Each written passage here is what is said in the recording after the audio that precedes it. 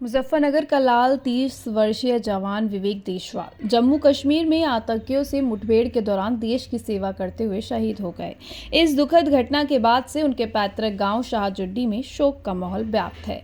परिवार के लोग और गांव वाले इस दुखद खबर से गहरे सदमे में हैं। विवेक देशवाल 2015 में भारतीय सेना में भर्ती हुए थे और श्रीनगर में तैनात थे। वीरगति को प्राप्त होने वाले इस जवान का पार्थिव शरीर कल उनके पैतृक गांव लाया जाएगा, जहां पूरे सम्मान के साथ उनका अंतिम संस्कार किया जाएगा। इस शहादत के बाद से परिवार में कोहराम मच गया है और हर आंख नम है। शहीद विवेक के चाचा नरेंद्र देशवाल ने कहा कि विवेक बचपन से ही देश के लिए कुछ करने का जज्बा रखता था। उसने देश के लिए अपने प्राण न्यौछावर कर दिए हैं। हमें उस पर गर्व है, लेकिन उसकी कमी हमेशा खलेगी। जवान की शहादत पर गांव में मातम पसरा हुआ है। वहीं पूरे क्षेत्र में शहीद को श्रद्धांजलि देने वालों का तांता लगा हुआ है। विवेक की इस वीरगति ने न केवल उनके परिवार बल्कि पूरे जिले में गर्व और गम का माहौल पैदा कर दिया है। सरकार और सेना की ओर से भी शहीद के परिवार को हर संभव सहायता और समर्थन देने का आश्वासन दिया गया है। आपका नाम?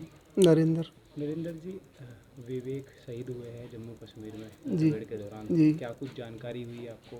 कल वहाँ से फ़ोन आया दोपहर के बाद में, बोला कि विवेक को चोट लग गई है। अरे भाई बताओ चोट लगी, क्या हुआ? बोला चोट लग गई है, सीरियस है।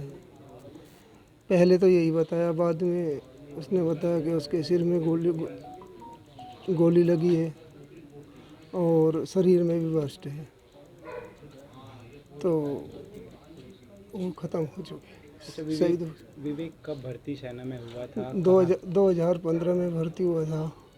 गोपालपुर उड़ीसा में उन्होंने ट्रेनिंग की और श्रीनगर कश्मीर में वो फिलहाल ऑन ड्यूटी थे।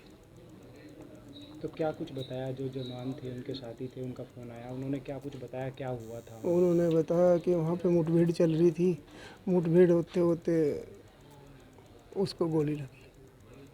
अच्छा, परिवार में और कौन कौन है विवेक? विवेक के परिवार में विवेक और विवेक की घरवाली है, उसके पापा है, 2 बच्चे हैं। मम्मी 17 अप्रैल को एक्सपायर होगी, वो कैंसर से पीड़ित थी। क्या अकेले थे? विवेक ही अकेला था। कब तक पार्थिव शरीर विवेक का यहाँ पहुँचे? तो उसका 4:30 बजे के आसपास दिल्ली उतरने को बोल रहे हैं वो, कि कुछ 2-2.5 घंटे का टाइम दिल्ली कैंट में लगेगा। वो कुछ प्रक्रिया बता रहे थे अपनी। उसके बाद गांव में ये है कि रात में अंतिम संस्कार नहीं होता, तो वो बोल रहे हैं कि कल अंतिम संस्कार होगा, मेरठ में रखेंगे, कल उसका पार्थिव शरीर गांव में पहुंचेगा। हर न्यूज अपडेट के लिए डिस्क्रिप्शन बॉक्स में दिए हुए लिंक से ज्वाइन करें रॉयल बुलेटिन का व्हाट्सएप ग्रुप और पाएं हर खबर सबसे पहले अपने व्हाट्सएप पर। अपने आसपास की खबरों के लिए सब्सक्राइब करें रॉयल बुलेटिन और इस वीडियो पर कमेंट के जरिए अपनी राय देना ना भूलें।